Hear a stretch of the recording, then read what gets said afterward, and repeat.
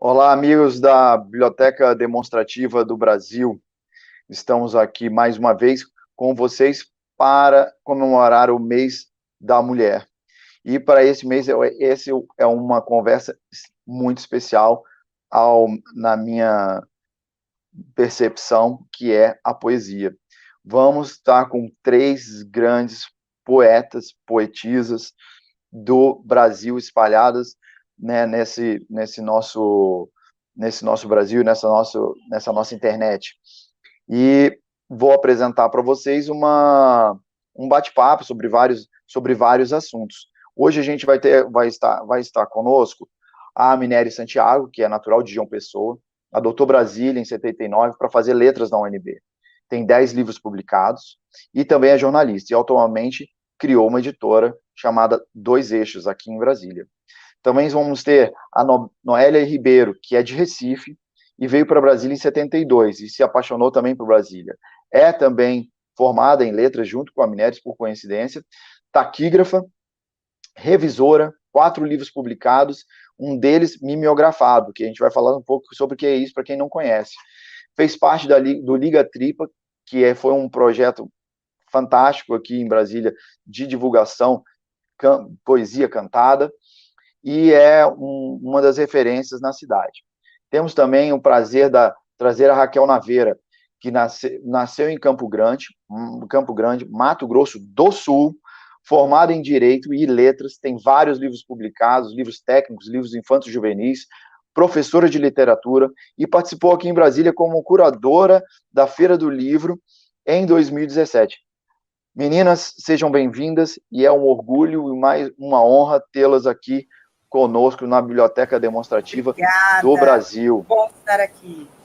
Muito bom. Oi, prazer Obrigada. Tudo bom, enorme. gente? Tudo Gente, bem. olha, como eu fico muito feliz de poder falar de poesia, né? Meu nome é Tagore, né, do poeta Rabindranath Tagore, que foi um presente que meus pais me deram. E a Bela gente vai inspiração. falar hoje para mim, que é o máximo da literatura, que é a poesia. Como é que pode ser o máximo da literatura se a poesia trabalha com, às vezes, tão poucas palavras? E aí que eu acho que todo mundo fala que escrever um romance é uma coisa grandiosa, mas para mim a grandiosidade está na capacidade de dizer muito através dos versos que são da poesia, né? Então, você saber trabalhar essa palavra com as várias nuances que ela tem é que é o fantástico. E eu queria começar com você, Amineres. Da onde que veio a sua inspiração? Da onde veio o seu encantamento pela poesia? Queria que você falasse um pouquinho sobre isso, para as pessoas se identificarem também. Às vezes caiu um livro na sua mão, o que aconteceu para que você virasse essa poeta e com essa alegria e com essa qualidade? Na verdade, eu nunca pensei assim muito sobre isso, não, porque a poesia ela tá tão ligada desde a minha infância em mim que eu achava que era porque eu era tímida e aí eu escrevia nos meus diários escondido e eu achava que era uma forma de eu vencer essa timidez, era eu refletir. Então, o fato de escrever sempre foi para mim uma forma de reflexão, de autorreflexão, de autoconhecimento. Agora, claro que tem fatores externos que você é influenciada. Por exemplo, meu pai, ele lia poemas enormes, maravilhosos para a gente. Nós éramos 8 irmãos, né? E a gente, muitas vezes, papai recitou Guerra Junqueiro, recitou Castro Alves, ele gostava demais. Ele é um escritor, ele escreveu muitos livros jurídicos, escreveu também muitas biografias, e ele adorava literatura e adorava poesia. Isso é claro que me influenciou. E também alguns professores. Agora mesmo tem um professor meu primeiro grande influenciador assim, nesse campo poético, literário, foi um professor de português do Colégio Marista, lá de João Pessoa. Ele fez 80 anos agora e eu escrevi um poema em homenagem a ele, o Alessio Toni. E eu digo nesse poema que ele tinha uma gramática solar, que ele iluminou assim o mundo para mim pela poesia, pela literatura, que ele ensinava gramática com literatura. Era Que lindo. muito incrível o que ele fazia. Então isso foi uma influência também, um gatilho também, né? Então tem várias coisas assim. A música, eu sempre toquei violão, eu adorava cantar e tocar violão. A música é poesia também, é poesia cantada para mim, eu adoro. Enfim, são essas Que influências. legal. E vou passar para a Noélia, porque a gente está sempre. Você falou para mim duas coisas fundamentais, né? É, professor, né? E eu acho que a poesia e ler em casa, né? Ler poesia em casa. Eu fui encantado por que eu acho que vocês aqui conhecem, que foi Fernando Mendes Viana. Eu, quando era pequeno, ia para os saraus de poesia que ele fazia e tive a oportunidade de ver, eu falei, nossa, que lindo que é isso. Noélia, e você? Eu sei que você conheceu o Fernando Mendes Viana, eu sei que Meu você amigo canta música, queridíssimo. canta poesia, e a sua inspiração, de onde que veio essa alegria pela poesia? O meu primeiro contato com a poesia foi quando criança. Eu não tive muitos livros em casa, porque eu morei em Recife, depois eu me mudei para o Rio, com 6 anos. E nós fomos para um apartamento muito pequenininho, um apartamento de um quarto. Eu, minha mãe, meu irmão, minha irmã e minha tia, pense. Então, assim, não tinha espaço para livro de jeito nenhum. O que eu tinha lá eram aquelas coleções de criança, de 3 livrinhos, sabe? Mundo aquelas enciclopédias pequenininhas que você tem 3 volumes, e aquilo eu lia, relia, lia, relia. Mas nessas enciclopédias, num desses volumes, eu encontrei uma quadrinha rimada. Então, assim, foi a primeira vez que eu entrei em contato com a rima, com a poesia, né, pode-se dizer, porque era uma quadrinha que falava de um menino que caiu do cavalo. Então, eu fiquei muito fascinada com aquilo, como é que as palavras podem se encaixar numa rima, que coisa bonita. E aí eu comecei a fazer quadrinhas. Eu ia ao trabalho da minha mãe, eu perguntava o nome das amigas dela e fazia quadrinhas com o nome das amigas, sabe? Inventava uma quadrinha. Então foi meu primeiro contato com a palavra rimada. Depois, no colégio, é que eu fui ter contato com a poesia realmente. E aí, o que me despertou assim, a poesia? Eu acho que é aquela estranheza da linguagem, né? A poesia ela tem uma linguagem muito própria e causa uma certa estranheza, as metáforas, aliterações, essas coisas. Então, eu acho que isso me fascinou, sabe? Esse universo de se dizer coisas de forma tão estranha, sabe? Tão peculiar. Então, eu acho que isso me encantou de certa forma, sabe? Assim, eu senti que depois de um poema você não saía igual. Eu sentia em mim assim que, puxa, que coisa engraçada aquilo, aquele jeito de se falar. E eu acho que dá aquela sensação de completude, né? Depois que você lê um poema, ou incompletude também, né? Então, eu acho que foi essa estranheza, esse encantamento mesmo que a poesia provoca, sabe? Uma curiosidade, né? Engraçado. A poesia, não, ela me veio às vezes até como uma forma de querer ver se eu encantava as meninas. E eu ficava procurando sobre os grandes Isso Álvares é de muito comum. Azevedo, e eu ia, super comum, e eu procurava tudo que vocês imaginarem. E você, Raquel, você, Sim. né? Da onde que veio a fonte da poesia para você? Estava ouvindo vocês e temos muito em comum. Para mim, a poesia foi uma vocação de infância. E realmente nós nascemos mergulhados em poesia, desde a cantiga de Ninar, em que fomos gerados, lágrimas, afetos, tudo é poesia. E, no meu caso, também foi de infância, eu logo me senti poeta. Minhas primeiras leituras foram Monteiro Lobato. Depois de abertas as portas da imaginação, já quase na adolescência, veio Castro Alves com A Paixão. E havia alguma coisa dentro de mim que me dizia: eu sou poeta, eu tenho uma alma de poeta. Isso sempre me acompanhou desde a infância. Eu me lembro das cantigas de roda: o anel que tu me deste era vidro e se quebrou. Quebrou. Senhora Dona Sancha, coberta de ouro e prata, descubra seu rosto, queremos ver sua cara. Essas cantigas de roda já me tocavam muito. Eu percebia, sentia a carga poética de tudo isso. E fui uma pessoa, sempre uma menina muito criada no silêncio, na solidão, demonstrando uma sensibilidade importante, amando os livros. Eu amei sempre os livros. Meu avô, que era uma alma portuguesa, era um português de Figueira da Foz, com aquela alma assim melancólica, que amava os poetas portugueses, que escrevia em cadernetas, pequenas cadernetas do bolicho, que a gente chamava, escrevia os poemas, Camões, Fernando Pessoa, ele era apaixonado por poesia. E eu absorvi também esse lado português poético, porque o português ama a poesia. Ele tem uma frase, um verso de algibeira. Para cada situação da vida, ele tem um verso, ele tem uma palavra. Eu estou sofrendo, não sei porquê. Amar é ser leal com quem nos mata.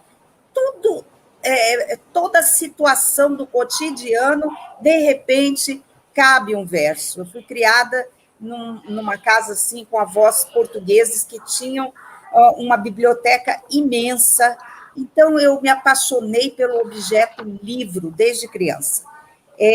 O objeto, que é top de linha, fica bem em qualquer lugar, e que eu já deduzia que ali dentro daqueles livros havia vozes, que bastaria eu abrir o livro para encontrar essas vozes.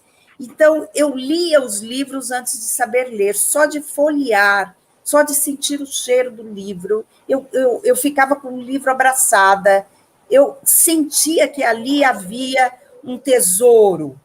E, no momento em que fui alfabetizada, eu comecei a ler muito, muito, muito. Sempre fui uma leitora. E, na minha terra, aqui em Mato Grosso do Sul, nós passávamos longas férias numa cidadezinha chamada Jardim, também em Bela Vista, que é quase fronteira com o Paraguai, e naquelas férias de 3 meses, numa rede, no meio do nada, no meio da natureza, eu lia, lia e lia. Eu digo que nunca mais serei uma leitora como eu fui em criança, totalmente imersa naquele mundo dos irmãos Grimm, de Andresen, da coleção Tesouro da Juventude, que eu achava maravilhosa, mitologia greco-romana, que também comecei a ler muito cedo. Então, voltando, foi uma vocação de infância, e como a Mineres falou, 2 pontos importantíssimos. A família, o avô, principalmente, no caso, que era um grande leitor e era um bibliófilo, e a escola. Tive a sorte de ter excelentes professores de português, de literatura, e que logo perceberam que eu tinha uma vocação.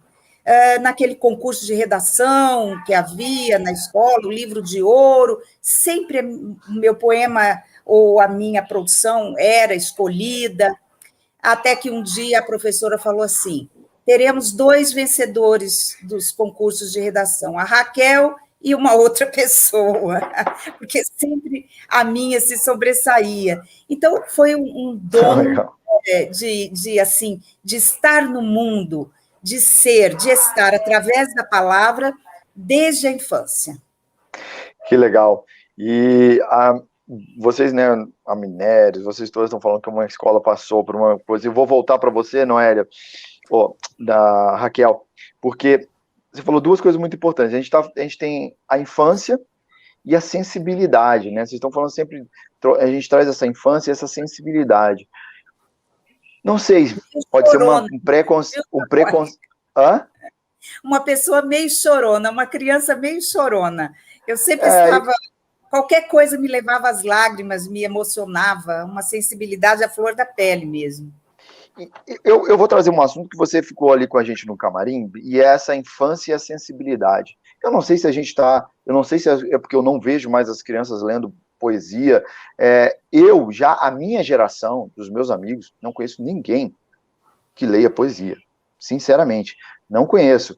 E a gente tem aqui um espaço de gerações aqui, né? Nessa nossa conversa. Mas eu não conheço amigos que gostem de poesia da minha infância. Não lembro de amigos citando poesia e sinto um embrutecimento, né? Não sei se é pelo menos desse meu meio. E eu não posso dizer nem que é um meio que não tem acesso a livros. É um meio que tem acesso a livros, mas não tem acesso à poesia. E aí, Raquel, eu vou trazer para você assim, será que as pessoas transformaram o livro e a poesia em algo utilitarista? Será que elas não conseguem ver a utilidade da poesia? Você veio falando isso no camarim ali, né? E jogo para você. A poesia tem utilidade? Bom, em primeiro lugar, Tagore, gostei da palavra embrutecimento. O contrário da sensibilidade é o embrutecimento. E fico triste de você colocar isso assim, de que a escola hoje não seria um palco para a poesia. A escola deve ser um palco para a poesia, porque a poesia é um conhecimento importante. A poesia ensina, e é um conhecimento intuitivo, é um conhecimento existencial profundo. E se a poesia ensina um modo de ver, ela é parceira da educação, ela deve estar na educação.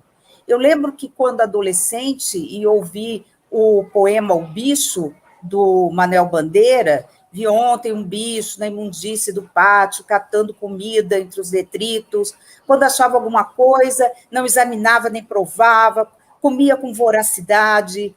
O bicho, meu Deus, não era um gato, não era um rato, o bicho, meu Deus, era um homem. Mais ou menos assim.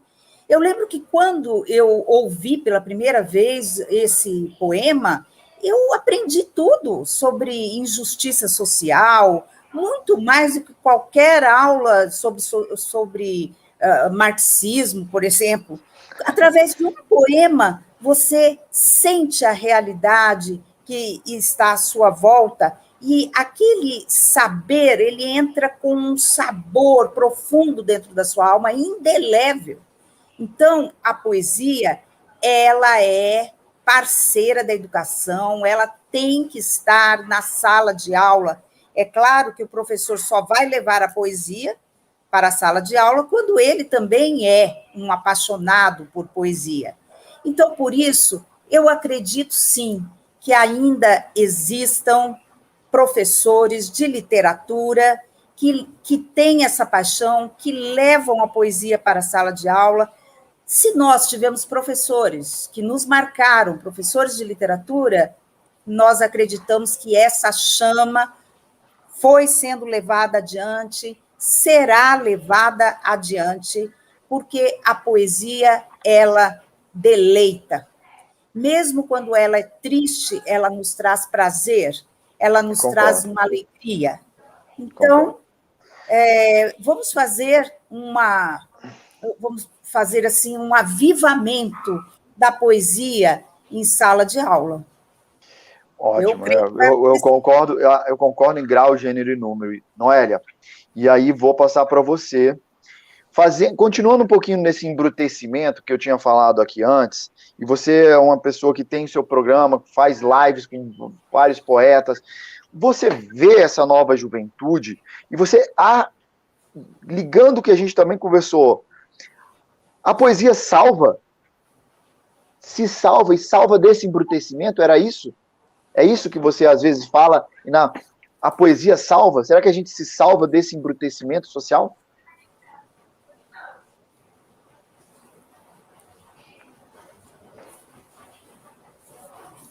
Nessa época em que estamos vivendo, Tem se falado muito essa frase, né? Ai, nossa, esse tempo, a poesia, né?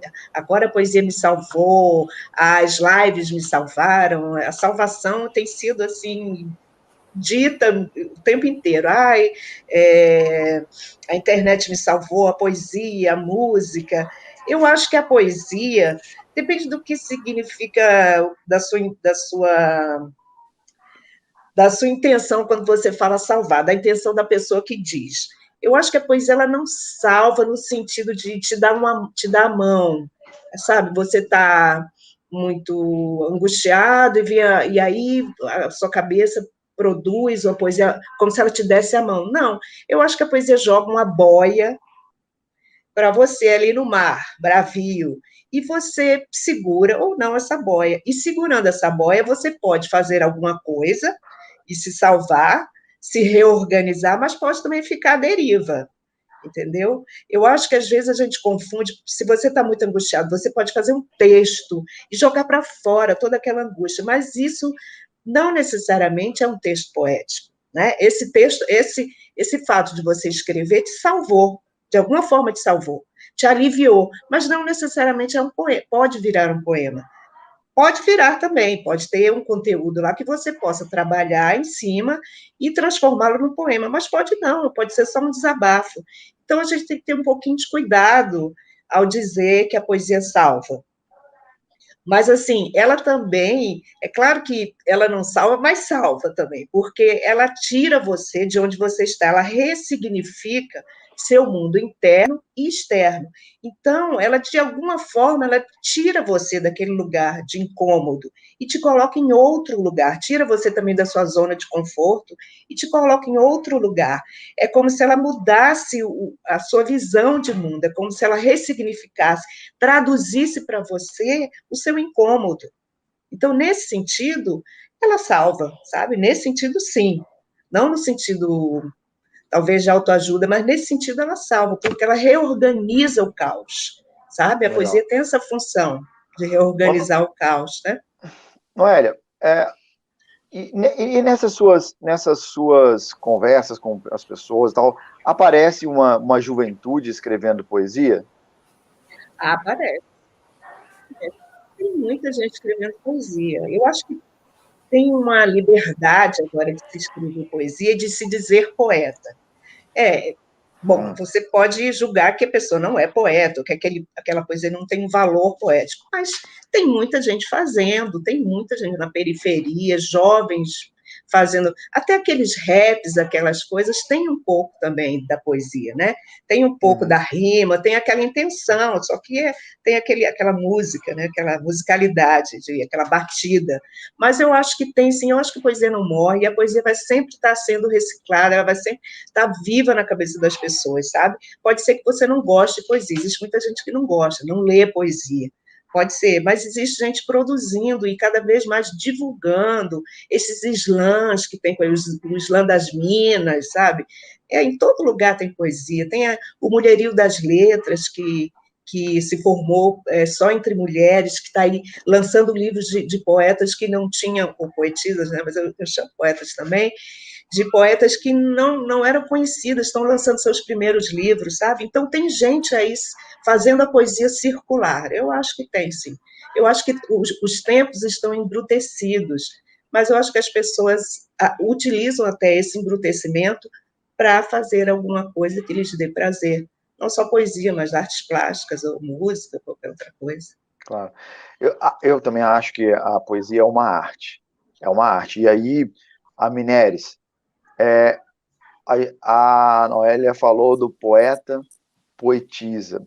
Você eu já tive a oportunidade de participar de várias vezes, você declamou. E uma das coisas que me encantou ao conhecer poesia foi as declamações de poesia, né? E você declamando encanta. E isso me faz ir atrás, né? Me fez ir atrás de livros de poesia. Mas esse poeta, poetisa que a Noélia falou aí, às vezes eu já fui até criticado. Não, eu não sou poeta, eu sou poetisa. Mas você acha que existe um gênero para poeta, poetisa? Você acha que tem alguma coisa a ver a isso? Eu não acho que poesia tem gênero, embora também tenha. É assim, eu acho que a poética, ela é universal. Mas na medida em que você se apropria da linguagem, é claro que o gênero aparece em determinadas temáticas que você reflete ali no seu poema. Mas a poética, ela é absolutamente universal. Quanto a ser poeta ou poetisa, eu, como adoro o português, né, a gramática portuguesa, eu adoro esse nome poetisa. Mas eu entendo que, historicamente, tem uma carga que o movimento feminista repudia, que é uma carga de diminuir a poesia quando ela é escrita por mulher e não por homem. Eu entendo perfeitamente, acho que a luta das mulheres, a gente tem que considerar historicamente o patriarcalismo, né, diminuindo o papel da mulher no mundo. E aí eu entendo essa coisa de a gente querer ser chamada de poeta e não de poetisa. Mas como, no meu caso, eu tenho uma paixão enorme pela musicalidade da língua portuguesa, eu acho poetisa lindo. Então, a mim você pode chamar de poeta, de poetisa, não tem problema nenhum, eu vou adorar. As duas formas eu vou adorar. Legal. Mas você acaba pensando assim nessa coisa de se a poesia tem gênero, você acaba, enquanto mulher e enquanto poeta, ao longo da sua história, você acaba fazendo da plataforma da mulher, fortalecendo essa plataforma, essa liberação da voz feminina, refletindo na sua poesia. Então, eu tenho livros, por exemplo, que se chama Eva, que é um livro que tem...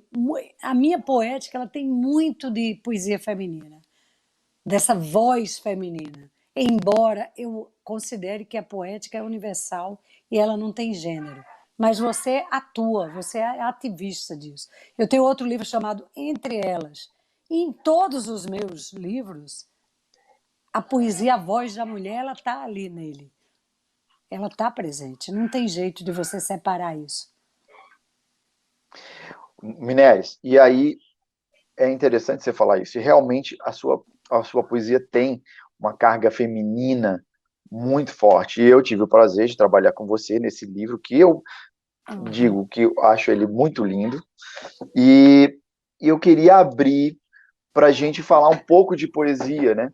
Para a gente ler um pouco de poesia, que eu acho que não podemos falar sobre poesia sem ler um pouco dessa arte. E quando eu estava, né, meditando aqui para conversar com vocês, para ver o que me inspirava, veio para o meu colo um livro que há muito tempo estava perdido, da Flobela Espanca, que pensa o que era falar de amor em 1800 e... Acho que ela morreu em... ela estava escrevendo em 1870, alguma coisa assim. Eu ouvi, mas agora eu esqueci qual era a idade. Mas pensa o que era falar de amor dessa forma como ela falava. E ainda por cima, numa sociedade como uma sociedade portuguesa.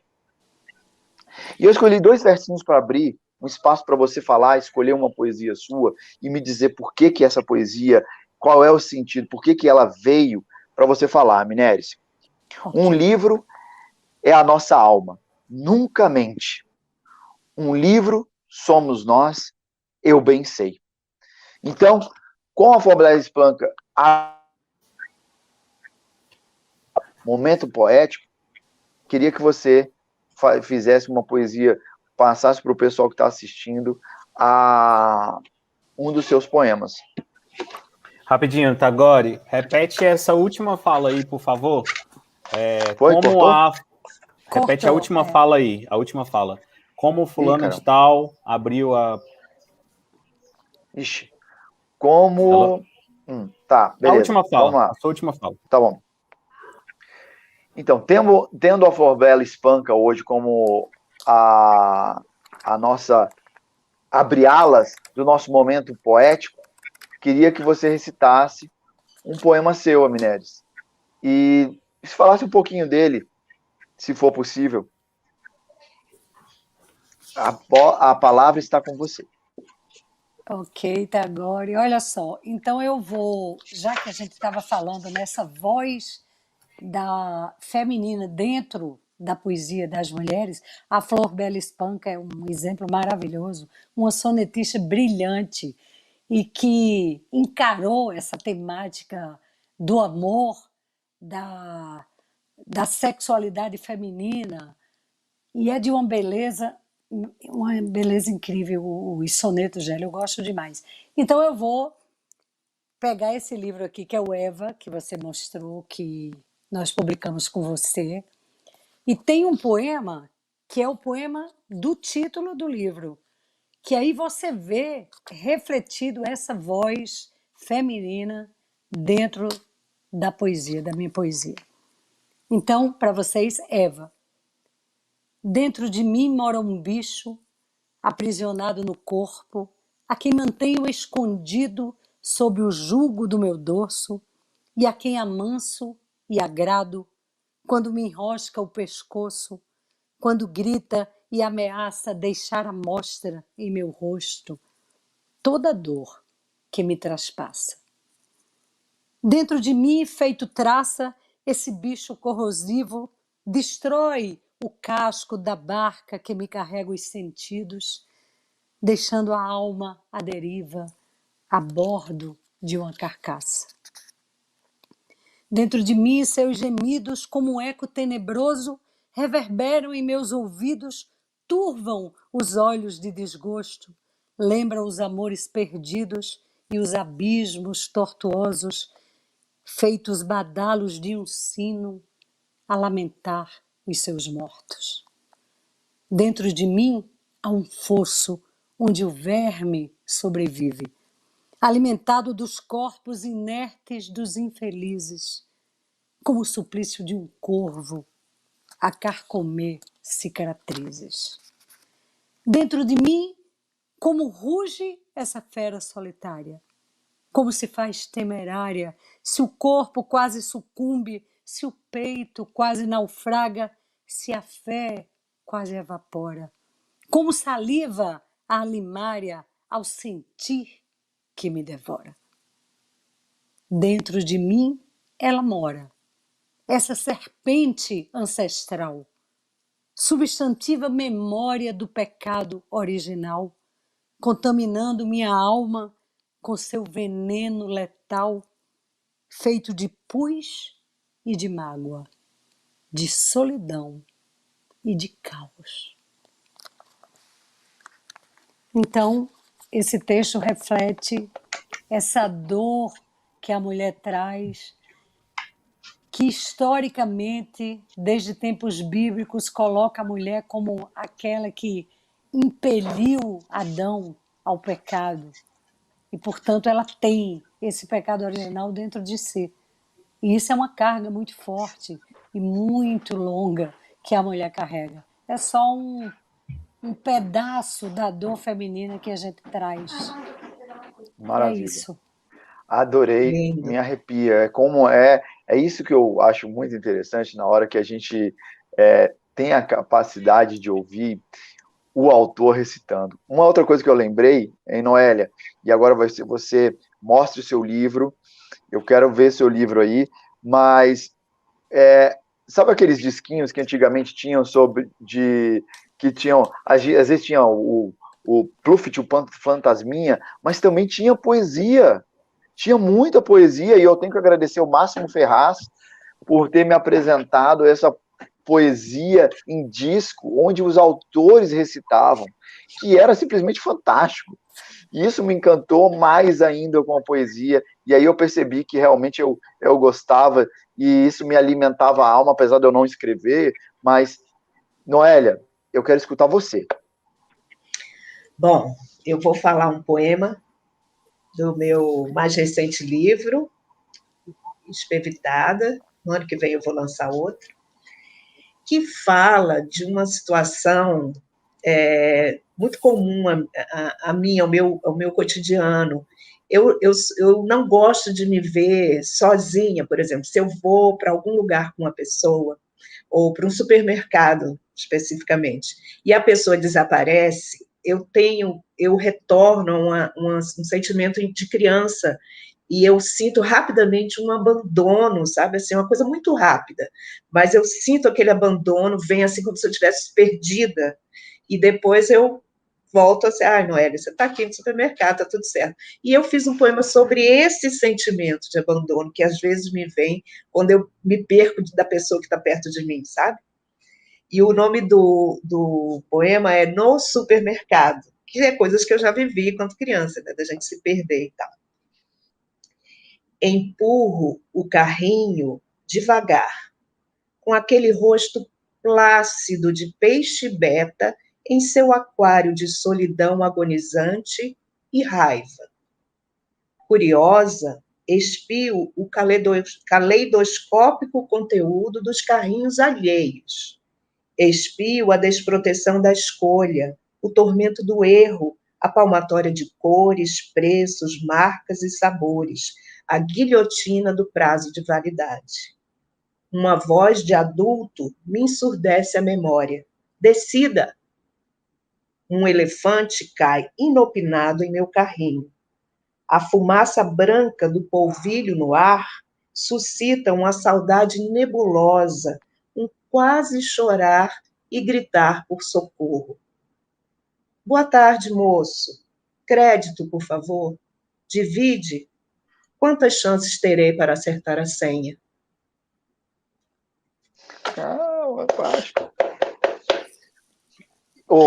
Noélia, você estava falando e às vezes pergunto para a Raquel, né? Porque eu acredito que esse processo de escrever é o processo de cura. Raquel, você também acredita nisso? Eu queria escutar você, que eu tenho que te agradecer também. Não tomei essa surpresa hoje de receber esse presente, mas eu acredito que a gente depois vamos trocar, né, Noélia? Também quero trocar com você um presente desse e queria que você recitasse para a gente. Essa poesia também sua é uma poesia curativa, que também te ajuda a te curar e a passar momentos? Com certeza, a arte, ela é catártica, ela é uma forma de você se curar, de você colocar para fora os seus sentimentos, as suas aflições, os seus conflitos, e de organizar o caos, como falou a Noélia. Muito lindo esse poema dela, assim, focando o cotidiano, que é um tema tão presente na poesia moderna, desde um Cesário Verde, quando ele começa a falar sobre uma Lisboa com cheiro de peixe nas ruas, e é uma poesia, assim, que é uma temática que a gente encontra em Drummond, em Bandeira, enfim, muito interessante mesmo. E sim, eu acredito na poesia como cura. E o que você selecionou para a gente? Eu selecionei um poema e ele tem uma história. Ele é inspirado numa artista plástica daqui de Campo Grande, já falecida. Ela é considerada precursora das artes plásticas. Ela se chamava Lídia Baís. Há um museu aqui, que é a Casa da Lídia Baís, com as suas obras, e ela foi muito incompreendida no momento que ela viveu, porque as suas obras eram surreais. Ela, por exemplo, uma bailarina era uma caveira com cabelos. Então, as imagens dela eram muito impactantes, e as pessoas não estavam, naquele momento, preparadas para essa arte tão diferente. E ela tinha um quadro em que ela retratava, de um lado, um homem de terno com uma cruz proporcional, e do outro lado, uma mulher nua, uma Eva, uma cruz imensa, a serpente, o dragão. E esse quadro foi que eu descrevi, de uma certa forma, nesse Confissão de uma Monja, que eu vou ler agora. E Confissão de uma Monja Lembra também a Flor Bela Espanca. Ela foi chamada de Sorors, saudade, por um poeta da sua época. E ela realmente assumiu esse epíteto que lhe deram de Soror, saudade. Bom, o poema se chama Confissão de uma Monja. Eu sei, irmã, que meu sofrimento é pequeno, perto do de Cristo, que levou nos ombros doenças, humilhações, misérias, todas, todas, que é só uma parcela, um pingo, uma gota, o quinhão que me cabe. Eu sei, irmã, que minha cruz é de bom tamanho, que posso carregá-la, que as formigas suportam muitas vezes mais o próprio peso, que ela é leve comparada a outras cruzes, que devo agradecer volume e medidas razoáveis para uma cristã. Eu sei, irmã, que não se deve lamentar, que no caminho da mulher há sempre um dragão, uma serpente, uma maçã. Eu sei, irmã, eu sei, mas é que ardo, queimo, definho toda noite até de manhã. Fantástico. Fantástico. Como? Obrigada. Muitíssimo obrigado. Mas, gente, o que engraçado que o Drummond tem o lutar com palavras, né? A gente já vai chegando, estamos chegando já para o nosso desfecho da nossa conversa, mas o Drummond, né? Olha como é que a gente voa no tempo ao falar de poesia, né? Lutar com palavras é a luta mais vã. Eu vejo lutando desde manhã. Exatamente. E o que eu acho nisso e eu gostaria, né, que deixar, e eu vou abrir esse pedaço para vocês falarem sobre essa luta e falarem também, darem o seu recado, falarem um pouco do seu trabalho, porque todas elas, gente, estão assistindo a gente, todas elas estão na internet, fácil de encontrar, os livros delas também, estão no Instagram, WhatsApp, Facebook. Então, eu gosto, né, a gente está falando que a biblioteca demonstrativa, ela está se jogando para fora das suas paredes, né? Isso é criando pontes, que essa é a grande coisa fantástica de uma biblioteca, né? Criar pontes a todo momento, porque hoje a gente vai nas casas, às vezes eu não vejo estante de livros, né? E como é que essas novas pontes, até de curiosidade, são criadas? Mas eu volto para o lutar com palavras, que para quem fica, que é esse trabalho que vocês fazem, esse artesão da palavra que é a poesia. E aí, Amineris, volto para você deixar a sua palavra final, mas como uma palavra de incentivo para quem está querendo se integrar nesse mundo da poesia, né? Se integrar nesse mundo da luta com palavras, né? Da sensibilidade, da capacidade de olhar o mundo de uma forma diferente. E você deixar essa sua mensagem para ler os seus próximos livros, contar um pouco da sua história e deixar para quem esse incentivo de estarmos aí no louvor da poesia. Eu quero passar um aprendizado. Eu sou muito grata ao meu querido amigo que já se foi, já fez a passagem dele, o Fernando Mendes Viana, que era um poeta absolutamente inspirado aqui em Brasília, e ele me deu uma das maiores lições que eu recebi assim, de presente enquanto poeta, foi ele ter me dito: Amineris, eu adoro o que você escreve, mas você precisa ganhar intimidade com a palavra. E como é que você ganha intimidade com a palavra? Você tem que escrever todos os dias da sua existência. E isso, para mim, me trouxe um impacto tão profundo, porque você fica, você só escreve quando você está inspirado. Não existe. A inspiração é a vida. Viver é inspirado. E o poeta, ele tem que ter essa intimidade. E aí eu construí um livro a partir disso, a minha escrita ela é cotidiana. Esse livro aqui, para os poetas novos que querem escrever, querem desenvolver, eu fiz esse aqui como um blog na internet. Ele se chama Diário da Poesia em Combustão, que eu me propus a escrever um texto inédito todos os dias, durante 180 dias. E foi o que eu fiz. E foi uma luta com a palavra, e foi tão lindo, e foi tão, assim, me ajudou, foi um mergulho tão profundo para dentro de mim mesma, que aí eu descobri como é que realmente a poesia é curativa. E a partir daí, realmente, a minha visão poética, a minha visão do mundo, a minha existência nesse planeta mudou. Mudou no sentido de se encantar mais, se aprofundar mais, de descobrir esse grande universo que é um dicionário, uma língua. Como é que a gente tem isso nas nossas mãos, essa ferramenta incrível que é a língua.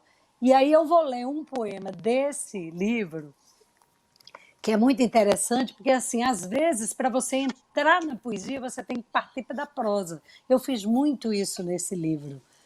É como um gatilho, às vezes uma palavra, um pensamento, um pássaro que você vê, um pôr do sol, como Noélia disse, que eu achei maravilhoso, como é que o povilho, né, aquele esfumaçado do povilho, levou ela para um estado poético. Isso é fazer poesia, isso é ter intimidade com a palavra. Então eu vou ler esse poema aqui, que se chama... Só um minuto que eu perdi o poema, tá, gente? Que ele se chama... Ele é interessante porque ele abre com um texto de prosa e aí, logo depois, começa realmente o verso. Infelizmente, eu não estou achando ele, vai ter que ser outro. Ai, que pena, gente, que pena. Mas se vocês tiverem um minuto de paciência, que eu queria muito deixar isso como contribuição para os novos poetas. Enquanto isso, Tagore, você pode chamar a Noélia, por favor, que eu vou localizar esse poema, tá ok? Pode deixar, legal, a gente volta, não tem problema nenhum. Okay. Noélia, a Mineres me deu uma ideia. Ela me disse um poeta, ou poderia ter sido uma poetisa, que a influenciou. E você? Quem é que você sugeriria para alguém que estivesse começando a fazer poesia, a ler? Quem que você gostaria? Eu falei, cara, eu gostaria dele, de que eu indicaria ele para o meu filho, ou para uma pessoa que estivesse me pedindo isso. E o que você deixa aí dentro desse mundo da tua poesia? Eu gostei dessa da Mineres, como a tua experiência nisso. O que você deixa para as pessoas que estão entrando agora? Bom, indicar é uma coisa complicada, né? Porque cada um tem um gosto. Mas eu acho que tem que começar pelos modernistas, depois vai para trás, não começar de trás, porque senão pode ficar toda, não entender as palavras e desistir. Então, começa aqui e vai descendo, entendeu? Pode começar até pelos contemporâneos aqui, agora, alguns já novos poetas que acabaram de lançar livros, eu acho que tem que começar por agora e vai para trás, passa pelo Drummond, passa pelo Bandeira, vai passando por esse aí, vai devagarinho, Oswald de Andrade, vai passando e vai chegando lá do Gregório de Matos, vai descendo, você consegue. Só acho que tem que começar. Isso, no Anchieta, isso, vai descendo que você consegue, mas eu acho que tem que começar pela poesia contemporânea, até gente mais nova, né, gente que lançou, tem poetas maravilhosos, eu levo ao meu programa poetas do Brasil inteiro e... Nossa, do seu programa, fale um pouquinho do seu programa. O meu programa se chama Fim de Poesia, ele é todas as terças-feiras, às 19 horas, no meu Instagram, Noélia Ribeiro Poeta. Eu comecei chamando um poeta, vai fazer um ano, eu comecei em maio, chamando um poeta. Depois eu achei que era muito tempo, 1 hora falando, eu chamei 2. Então eu fui para 2 poetas, meia hora para cada um, 27 minutos, né? Que eu faço super organizadinho.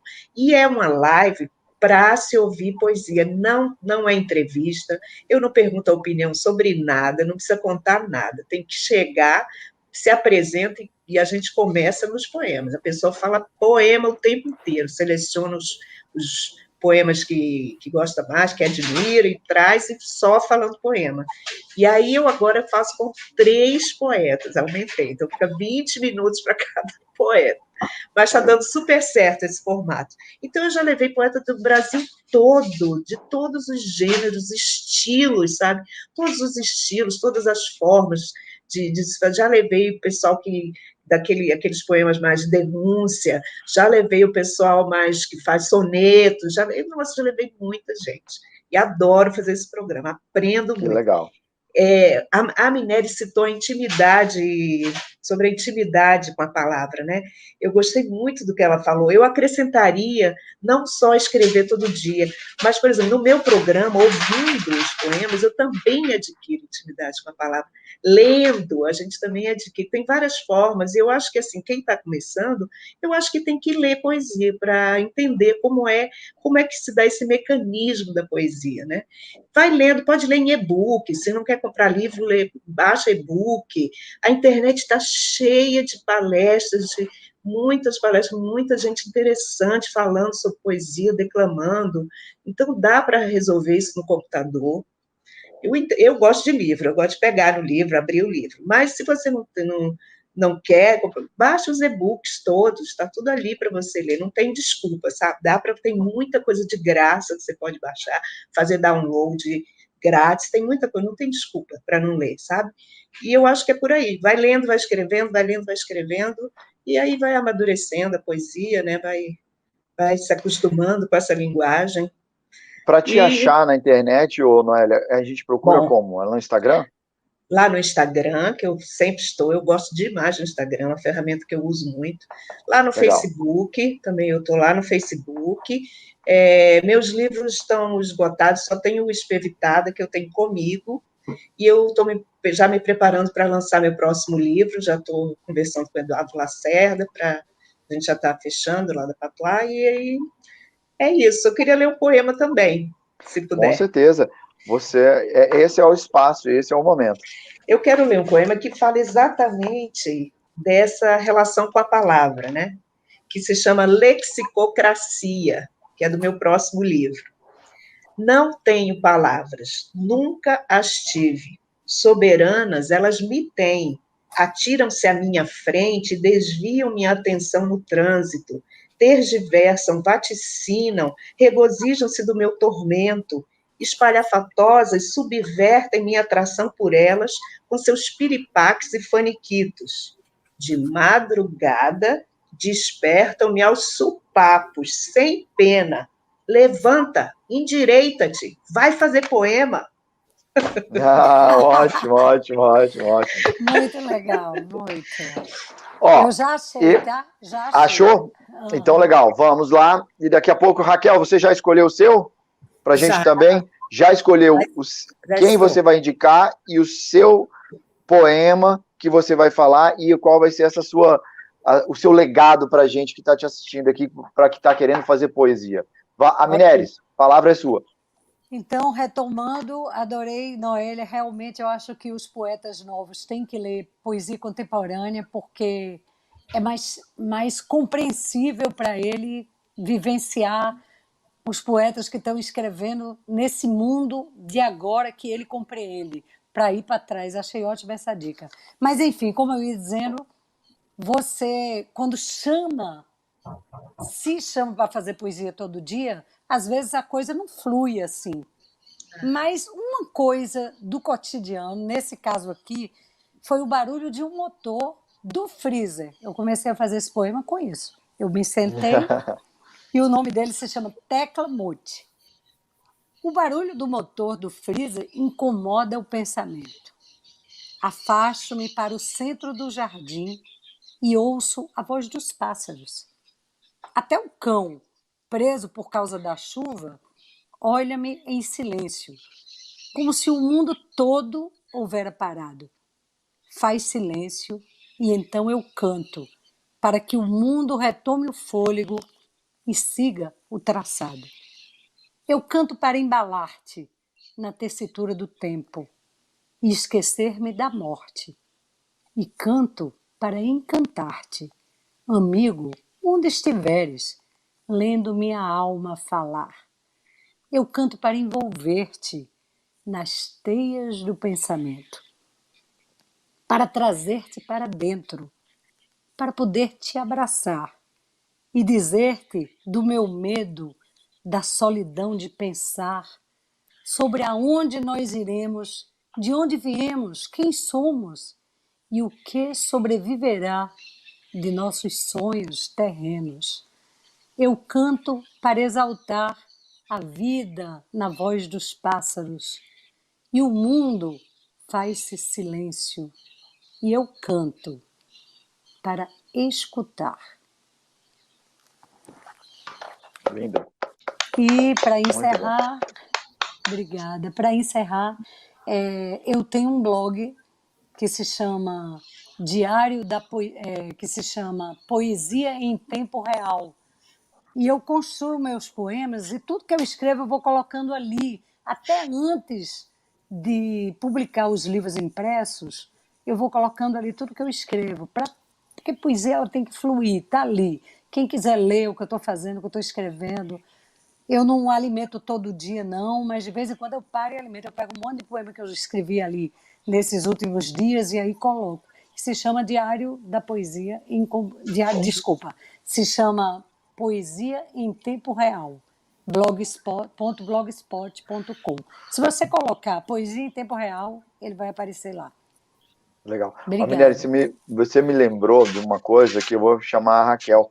É engraçado que esses nossos novos tempos, né, Noélia e tal, eu sempre tive os poetas e as poetisas num patamar altíssimo e incansável, ou inalcançável. Não, Agora perdi. inalcançável. Obrigado. E aí, é interessante isso com o que a Minelli está falando, é que como hoje, essa proximidade, né, faz com que a poesia seja mais terra, menos, né, menos sonho, e às vezes eu não sei se é isso que trouxe, às vezes, um pouco da perda de uma grande... do especial da poesia, que as pessoas hoje não têm mais, né, não tem mais tanta significância, mas, Raquel, o que você acha? Você acha que essa aproximação atrapalha ou ajuda?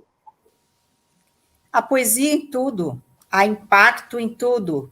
Você me perguntou sobre indicações, e eu lembrei, é claro que o nosso processo, nossa geração de escrita foi diferente desse mundo de galáxias digitais de hoje, mas eu me lembrei quando recebi de presente uma antologia da poesia brasileira de poemas selecionados pelo Manuel Bandeira. E aí, aquela antologia se tornou uma espécie assim, de bíblia, de livro de cabeceira, que eu abria ao acaso num determinado poeta e lia o seu poema, um pouco da sua biografia, e para mim aquilo era uma viagem, um encantamento. Então, quem sabe ainda hoje funcione uma boa antologia de poesia brasileira na escola, que nós falamos que a poesia tem que estar na escola, e na vida de cada um. Concordo com Noélia também, os modernistas, e para mim é Manuel Bandeira, Drummond, Cecília, João Cabral de Melo Neto, depois Manuel de Barros. Então, poetas que me influenciaram demais, tanto na poesia como quase que como modelos inspiradores de vida, de trajetórias, tudo misturado. E é uma forma de beber a poesia. Também acho muito interessante que hoje tenha essa, vamos dizer assim, essa democracia, esse conjunto de vozes, de possibilidade de você ter um blog, de você escrever num blog. Na minha geração, nós tínhamos os diários, e escrevíamos poemas, passávamos perguntas para os amigos responderem, no final, um poema que você gosta, uma frase que você gosta, era a nossa forma de nos comunicarmos com a palavra. Hoje, esse diário se transformou no blog. Outro fenômeno importante também que eu estou sentindo são as editoras independentes espalhadas pelo Brasil. A Noélia falou da Patuá, a Penalux, o Tagore e a Amneris também têm editoras, trabalham com editoras. Então, hoje, o poeta, quando acredita no seu trabalho e coloca esse trabalho numa publicação, tem chances de receber inesperadamente um prêmio e conseguirem um bom público. Então, nós estamos num momento assim de efervescência. Eu estou sentindo muita efervescência poética no mundo de hoje. É claro que quando há muitas vozes gritando, muitos fragmentos, poucos conseguem ter uma voz personalíssima dentro desse quadro, mas é uma movimentação que está acontecendo muito interessante. E a pandemia, se ela tem, ao lado de tanta tragédia, de tanta tristeza, se ela tem um lado bom, vamos dizer assim, foi o lado de nos despertar mais para a tecnologia, para a comunicação à distância, para que as bibliotecas, como a BDB, tenham esse legado de uma voz viva através da tecnologia. E creio que muitas destas tendências vão continuar, depois de passado esse nevoeiro, essa peste, essa crise de infecção em que nós vivemos no momento, isso veio para ficar. Né? E a mim, pessoalmente, para mim foi uma descoberta poder estar agora na biblioteca BDB com vocês, poder estar, sábado vamos estar em Cuba. Então, é uma coisa, assim, muito interessante mesmo, rever os amigos. Né? É um movimento de hoje em que nós temos que nos integrar. Tá? Verdade. Bom, e a sua poesia? Qual vai ser a que você vai deixar para a gente, para fechar a nossa conversa? Eu vou ler um poema deste livro, que se chama... Qual é o nome? Menina dos Olhos, é o nome do livro, é a editora Penalux, a mesma do Leque Aberto, e eu sempre acho que o título é muito importante no espírito do livro. Menina dos Olhos é retirado de um salmo, Salmo 17, que diz assim: guarda-me como a menina dos teus olhos, protegei-me como a menina dos teus olhos. E Menina dos Olhos tem também essa acepção assim de ser aquela mais querida. E eu me sinto assim, muito menina dos olhos, muito amada pelo pai, muito amada. E o poema ficou assim: Menina dos Olhos, suplico proteção. Por toda parte há perigos que machucam, fazem chorar e andar às cegas. Envolve-me em tua túnica, entre pálpebras e cortinas, enquanto lá fora ardem luzeiros, fagulhas e purpurinas. Há um poder que mata e fulmina, mar mutante, estrela pequenina, reflexo das profundezas submarinas nos meus olhos, que buscam, entre lágrimas, a essência divina. Na escuridão, perseguida por leões, cercada por flechas e ciscos, correndo tantos riscos, presa a abrolhos, a ferros vermelhos e véus incandescentes, confio que me guardas como a menina dos olhos. Ai, que maravilha, maravilha, gente. Obrigada, é um poema-oração. Lindo, lindo. Gente, a gente já chegamos ao nosso tempo. Queria agradecer vocês. Para mim, parece que foi tipo 5 minutos, mas tudo bem, né? É engraçado. Eu espero que para quem possa assistir isso, o tempo passe de uma forma tão rápida e seja tão gostoso. Eu espero que possa vir a incentivar a poesia, a escrever, a levar para os colégios, né? Que eu acho que é tão importante isso, né? E eu fico feliz até que hoje usam em filmes, abrem isso, estão usando nas séries, poesia, eu fico muito feliz. E eu espero que a gente possa se encontrar, né, brevemente. Sim. Espero que a gente possa se encontrar na biblioteca demonstrativa, né? Sim. E eu espero e tenho quase certeza que a biblioteca demonstrativa terá vocês dentro dela, né? Queria agradecer ao João, né, poesia morredora, Tagore. A poesia dentro da biblioteca é uma imagem perfeita. Quero muito estar em outros programas da BDB. Com certeza, com certeza. Quero encontrar minhas amigas queridas, Noélia e Minéria. Com certeza. Obrigada pela companhia. Obrigada, gente, olha, brigadíssimo. Queria agradecer o João por esse nosso momento tecnológico, ele que organiza todas as imagens. Obrigada, João. Agradecer ao nosso amigo Marcos Linhares, que é o organizador geral da Biblioteca Demonstrativa, né? E agradecer a todos vocês que deram um pouquinho do seu tempo para a gente poder falar de algo tão belo e tão sagrado como a poesia. Gente, muitíssimo obrigado. Gratidão. Obrigada, Tagore. Foi um prazer. Amigos de Brasília, obrigada.